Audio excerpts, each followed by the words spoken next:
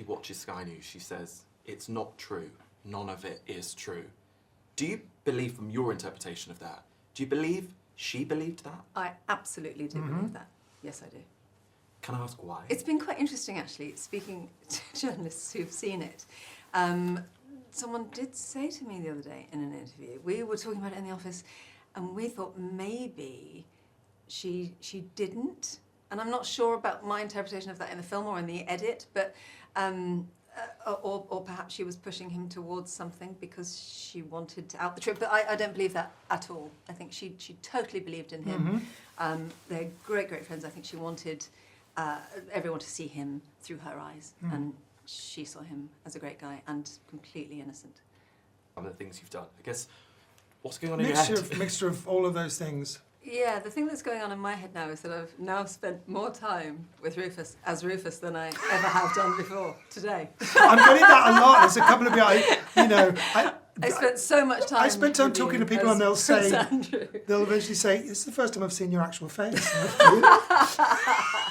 Yes, because so people it's quite just an got interesting used to it. morning. I was FaceTiming my daughter quite regularly, right? She's 10, and at one point, I just realised she was just FaceTime.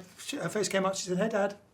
And I said, "Don't you think I look weird?" She said, "You look pretty much the same. They've done something to your chin." I'm like, what are you talking about? She just became so used to analysts in the future. I saw you once coming out of that you finished before me, so you would do, the prosthetics were de-rigged, and you came out of training, and I was like, oh! Yeah. Completely Yeah. bizarre. I did have to have ginger eyebrows for 6 weeks, though. So yeah, that's mostly what's going on through my head. Just trying to get used to it. You reckon? That's a good question. I mean, the discovery that they'd felt that it had been a success, and the reasons why. I that's the thing that took me by surprise. A lot of my instincts when watching the interview for the first time, I wanted to explore that, because it's a strange mixture, like people often have, of guilt and victimhood. That often people who feel a sense of guilt about something manage to turn that into victimhood, and vice versa. People who are victims turn that into guilt. That people, when they're narrativizing their own life, they can come up with all kinds of things, and you can see that in it.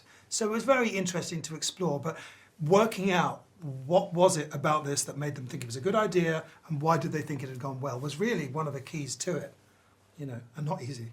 The set. Yeah, well, I mean, part of my the way I worked on it was like sometimes I would try to mimic, do the interview on my own, and I film myself, try to work out how much I needed to do and what was, and when I started, I thought, God, I've got a lot of work to do. But that must have been quite odd not having the prosthetics and just... Yeah, but then what I would do on my own is I would start to do things to myself, so I didn't look so much like myself, I'd put stuff in my hair, and I'd wear something just on my own, just so I could try to take myself out of it.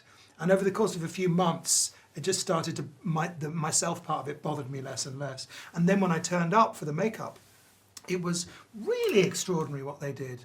But interestingly enough, there were so many different layers that the thing that made me look most like him, we ended up not doing, because there were some eyelids that really made me look. I never looked more like Andrew than I did when we did that, but I couldn't use my eyes in the same way. I couldn't unself-consciously just register my thoughts, because I'd be aware when I opened my eyes, because I couldn't quite. If I blinked, blunk, they is it blunk?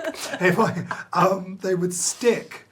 So we decided better to make me more, as you say, like a mixture of the two of us, and have me be able to just sit there and be unself-conscious. Yeah. And it's very important, isn't it? It sounds like a very obvious thing to say, but your eyes, especially in the interview as well, there really, yeah. And this is all very helpful in selling it. But actually, what you're looking at and listening to is. And in the end, you kind of forget who's who, ideally. Yeah. Which you do. Oh, you do.